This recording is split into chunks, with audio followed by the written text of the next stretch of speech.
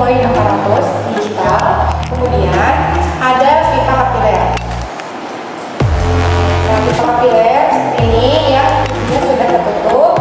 Lalu sampel atau bahan yang kita gunakan adalah gula halus. Nah, gula halus ini kita akan pindahkan ke dalam wafer glass untuk memudahkan kita masukkan ke dalam wafer.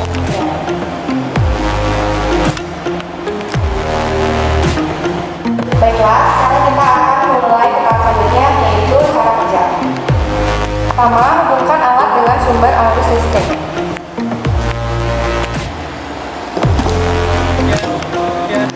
Kemudian, tekan tombol on pada alat. Tombol on pada alat ini terdapat di belakang alat.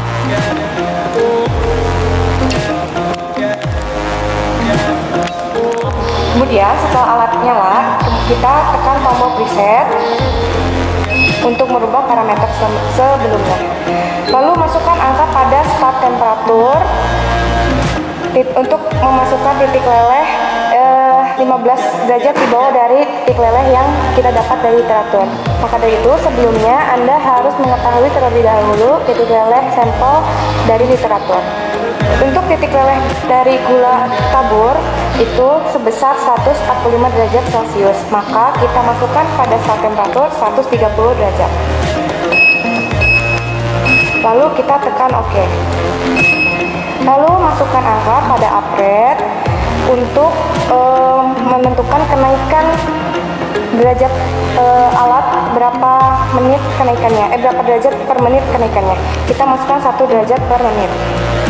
Lalu tekan OK sampai kursor berada di start temperatur.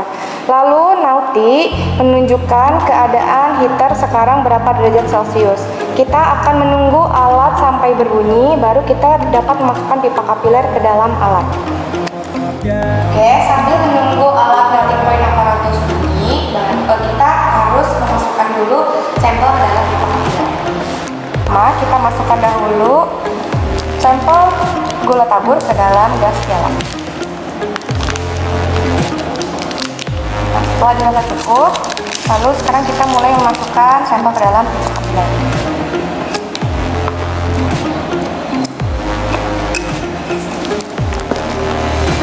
Pipa kapiler terdapat dua bagian, dua ujung, yaitu ujung terbuka dan ujung tertutup. Sampel kita masukkan dari ujung yang terbuka, lalu nanti kita padatkan dan kita simpan di bagian yang tertutup. Caranya adalah kita masukkan dahulu ke dalam yang bagian terbuka, lalu kita ketuk-ketukan.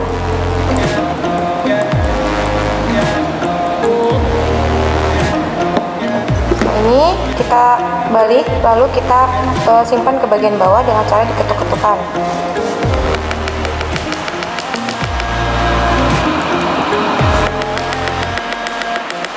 Sampel yang dimasukkan sekitar 5 mili hingga 10 mili.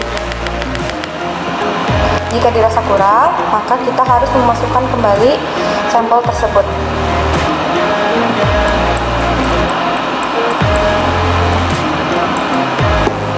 Lalu sama, kita simpan lagi ke bagian bawah dengan cara diketuk-ketukan. Ketuk-ketuk hingga sampel ini terasa padat.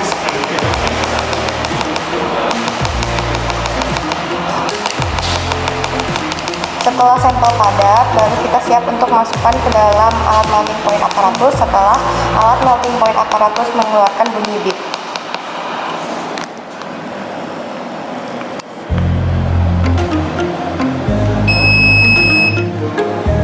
Setelah alat berbunyi beep, lalu kita masukkan pipa kapiler ke dalam alat melting point aparatus hingga mencapai ujung, mencapai dasar, lalu kita tekan hit.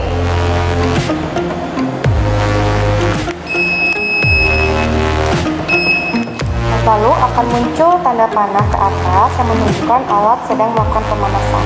Lalu kita tunggu hingga alat berbunyi beep kembali, maka pemanasan telah selesai dan akan menunjukkan titik leleh sampel yang sebenarnya. Setelah sampel meleleh sempurna, maka akan berbunyi beep pada alat, lalu akan muncul kurva seperti ini dan juga akan muncul angka di S-melt dan F-melt. S-melt adalah start melting yang menunjukkan sampel mulai meleleh. Kemudian ada F-melt yang menunjukkan finish melting, yaitu sampel meleleh seluruh. Setelah melakukan pengujian, maka alat dapat kita matikan. Tapi sebelum kita matikan, kita harus mengatur suhu pemanas pada suhu ruang, yaitu sekitar 30 derajat Celcius. Pertama, kita lepaskan dahulu pipa kapiler, lalu kita simpan di bawah. Lalu kita atur pada start temperatur suhu ruang, yaitu 30 derajat Celcius.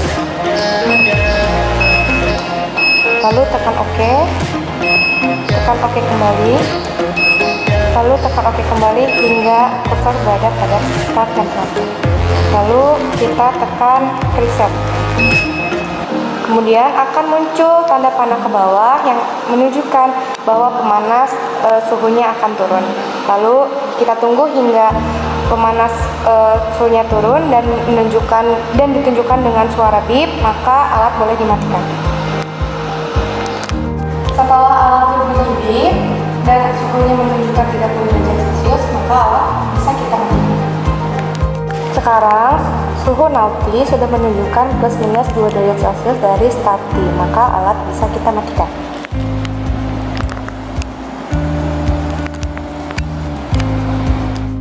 Alat dimatikan dengan menekan tombol off on yang ada di belakang alat. Lalu jangan lupa untuk mencabut sumber arus listrik.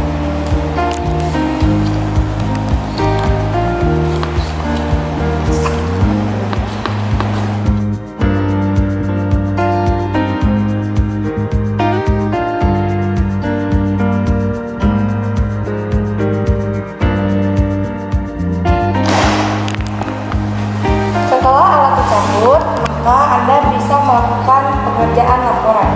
Baik, pengenalan alat dan cara kerja dari saya cukup sekian. Mohon maaf apabila ada kesalahan. Selamat mengerjakan.